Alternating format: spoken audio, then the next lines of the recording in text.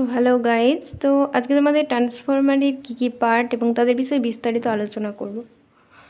তো প্রথমেই কিছু বেসিক নলেজ থাকা দরকার, যেমন ইলেকট্রিক সার্কিট কী আর ম্যাগনেটিক সার্কিট কী। তো ইলেকট্রিক সার্কিট যেটাতে কোনো একটা সার্কিটের মধ্যে যদি ইএমএফ দেওয়া হয় তাহলে তার মধ্যে কারেন্ট ফ্লো হতে থাকে।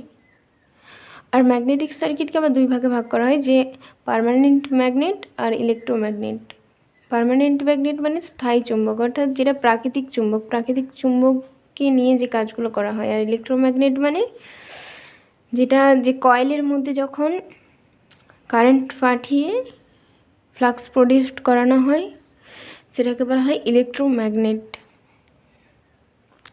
ইএমএফ এর ফুল ফর্ম ইলেকট্রোমোটিভ ফোর্স, এর ইউনিট হবে ভোল্ট। এমএফ এর ফুল ফর্ম ম্যাগনেটোমোটিভ ফোর্স, যার ইউনিট হবে অ্যাম্পিয়ার ইন্টু টার্ন।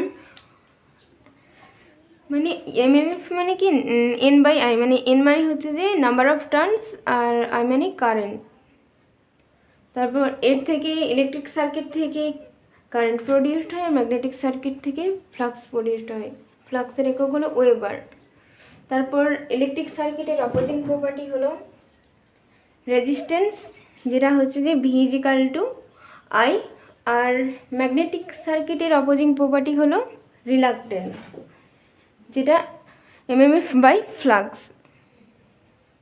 তারপর রেজিস্টিভিটি মানে রো, রিলাক্টিভিটি মানে এস, যার একক হচ্ছে যে মিটার পার হেনরি।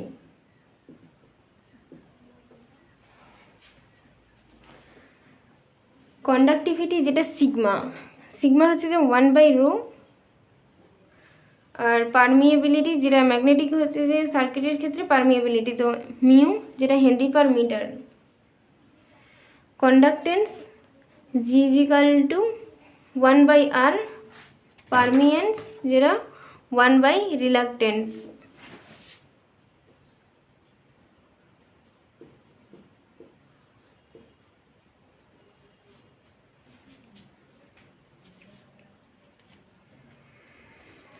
তো এই resistance, reluctance, reluctivity, conductivity, permeability, conductance আর পারমিয়েন্স, এগুলোর সম্বন্ধে বেসিক ধারণা থাকা দরকার।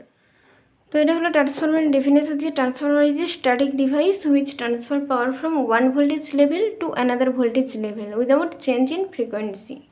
অর্থাৎ ট্রান্সফরমার এক ভোল্টেজ থেকে অন্য ভোল্টেজে নিয়ে যেতে পারে, কিন্তু কোনো ফ্রিকোয়েন্সির পরিবর্তন ছাড়াই। তো এটা হলো ট্রান্সফরমারের মেন ট্যাঙ্ক, আর এটা কনজারভেটর ট্যাঙ্ক। এটা এক্সপ্লয়শন ভান্ট, ডায়াফ্রাম, বিদার, অয়েল কাপ। আর ট্রান্সফরমারের মধ্যে যে অয়েলটা ব্যবহার করা হয় সেটা মিনারেল অয়েল বা ন্যাপথা অয়েল। তো ট্রান্সফরমার যখন ওভারলোড হয়, ধরো এটা একটা 10 HP একটা ট্রান্সফরমার, তো এতে যদি আমি 15 HP দিই, যে রাতের বেলা তোমার প্রতিবেশীরা যেমন এই মোটর চালাতে শুরু করে দেয়, তখন কি ট্রান্সফরমার ওভারলোড হয়, কখনো কখনো ফিউজ উড়ে যায়। কিন্তু তখন কি করে যে অনেকগুলো তারকে নিয়ে একটা মোটা ফিউজ তৈরি করে, তো ফিউজ পরি দিয়ে চলে নাও। কিন্তু ফিউজ উঠবে না তো কে উঠবে? ট্রান্সফরমারই উড়ে যাবে। তো ট্রান্সফরমার ওভারলোড হলে ট্রান্সফরমারের অয়েলটা গরম হতে থাকে, গরম হয়ে এক্সপান্ড হয়ে ওপরে উঠে যায়। এই যে ওপরে কনজারভেটর ট্যাঙ্কে ফাঁকা স্পেস রাখা হয়, কারণ ওই অয়েলটা এখানে এসে যাতে জমা হতে পারে। আবার অয়েলটা কখনো ভেপোরাইজ হয়ে যখন ওপরে উঠে যাচ্ছে, তো এখানে একটা ফাঁকা স্পেস তৈরি হচ্ছে, ফলে এখানে একটা এডি কারেন্ট জেনারেট হতে পারে, যা পুরো ওয়াইন্ডিংকে পুরো জ্বালিয়ে দিতে পারে। তো তাই এখানে অর্ধেক অয়েল ভরে রাখা হয়, যাতে এই অয়েলটা নিচে নেমে এই ফাঁকা স্পেসটাকে পূরণ করতে পারে। তারপরে বিদার বা অয়েল কাপ কি, যে ট্রান্সফরমারটা তখন ওভারলোড হলো, তখন কি হলো যে এক্সপান্ড হয়ে যখন ওপরে উঠে গেল অয়েলটা, তখন এখানে যে এনভায়রনমেন্ট এয়ারটা ছিল এটা কি করলো যে বাইরে বেরিয়ে এলো। আবার যখন অয়েলটা নিচে নেমে এলো, তখন এনভায়রনমেন্ট এয়ার প্রবেশ করছে ওর মধ্যে। তো এনভায়রনমেন্ট এয়ারের মধ্যে অনেক ধরনের কণা থাকে, যা এই অয়েলের ইলেকট্রিক স্ট্রেংথটাকে পুরো কমিয়ে দিতে পারে। তো তার জন্য এখানে বিদার বা অয়েল কাপ লাগিয়ে রাখা হয়। প্রথমে এনভায়রনমেন্ট এয়ারের মধ্যে যে মাটি, ধুলো এগুলো থাকে, তো এই অয়েল কাপটা শুষে নেয়।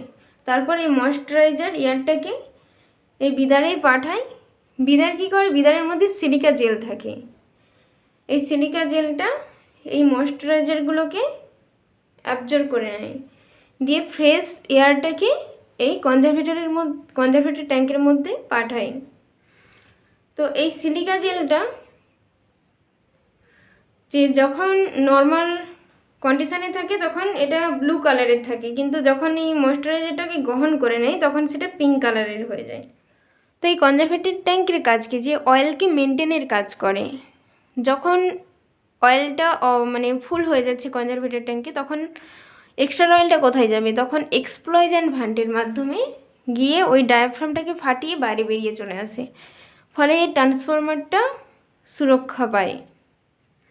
আর মেন ট্যাঙ্কের কাজ হলো কি, যে বাইরের যান্ত্রিক শক্তি বা মেকানিক্যাল ড্যামেজ থেকে রক্ষা করা। আর ট্রান্সফরমারের দুই পাশে দুটো বুশিং ইউজ করা হয়, দুই পাশে, যে একটা হাই ভোল্টেজ সাইড বুশিং আর একটা লো ভোল্টেজ সাইড বুশিং। যেই সাইডের বুশিংগুলি বড় বড় সেগুলোকে বলা হয় হাই ভোল্টেজ, আর যে সাইডের বুশিংগুলো একটু ছোটো ছোটো হয় সেটাকে বলা হয় লো ভোল্টেজ সাইড বুশিং। আরেকটা জিনিস যেটা কুলিং টিউব বা ফেন্স, ওর কাজ কি, যে এখানে আঁকা যাচ্ছে না তো বলে দিচ্ছি, যে কুলিং টিউব বা ফেন্সের কাজ হলো যে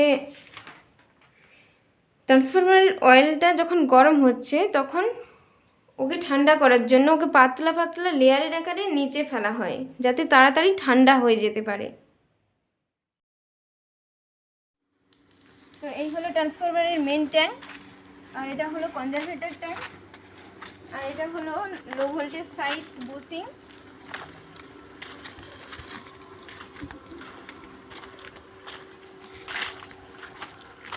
আর এটাকে বলা হয় হাই ভোল্টেজ সাইড বুশিং, আর এটাকে বলা হয় কুলিং টিউবস বা হচ্ছে যে ফিন। তো এরপর আসে যে ট্রান্সফরমারের ভেতরে এই অয়েলের মধ্যে কী রাখা থাকে, কোর আর ওয়াইন্ডিং। কোরটা কিসে তৈরি হয়, এটা ল্যামিনেটেড কোর, যে পাতলা পাতলা লেয়ারের আকারে তৈরি করা হয় যাতে হিস্টেসিস লস বা এডি কারেন্ট লসটাকে কম করার জন্য। আর এই কোর আর ওয়াইন্ডিংয়ের মধ্যেও ইনসুলেশন হিসেবে ভার্নিশ দেওয়া হয়, আর প্রতিটা কোরের মাঝেও ইনসুলেশন ব্যবহার করা হয়, ইনসুলেশন ম্যাটেরিয়াল হিসেবে ভার্নিশ ইউজ করা হয়।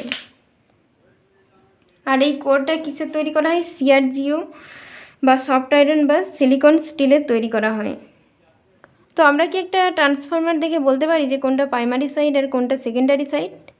বলতে পারি না, কারণ যতক্ষণ না সেটা সাপ্লাই দেওয়া হচ্ছে বা লোডে কানেক্ট করা হচ্ছে। কারণ যেই সাইডে সাপ্লাই দেওয়া হয় সেটা তাকে বলা হয় প্রাইমারি সাইড, আর যেদিকে লোডে কানেক্ট করা হয় সেটাকে বলা হয় সেকেন্ডারি সাইড।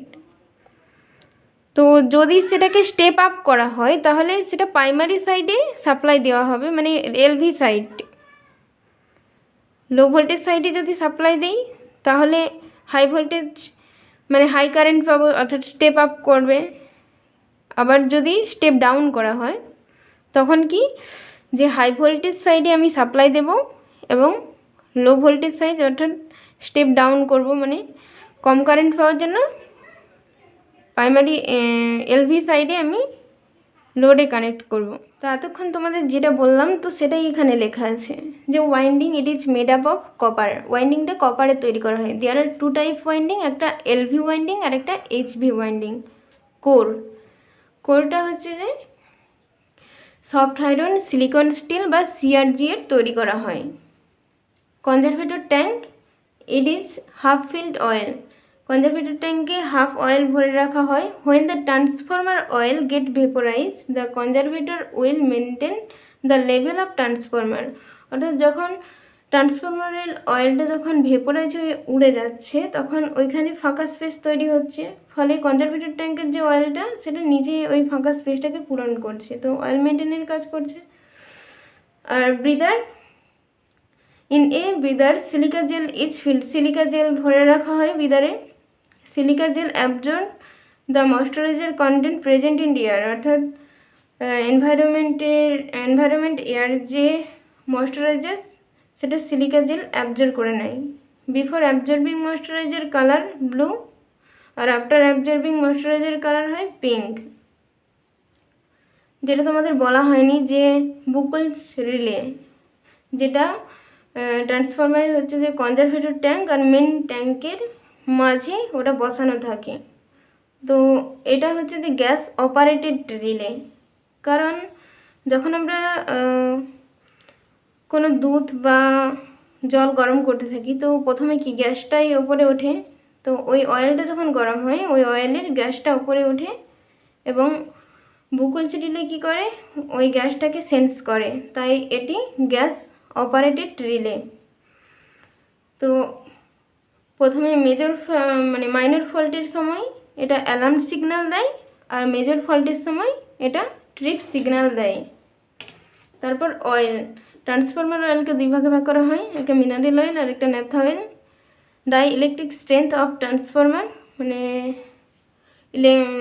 ট্রান্সফরমার অয়েলের যে ডাই ইলেকট্রিক স্ট্রেংথ সেটা 33 kV/mm আর এয়ারের ডাই ইলেকট্রিক স্ট্রেংথ 21.1 kV।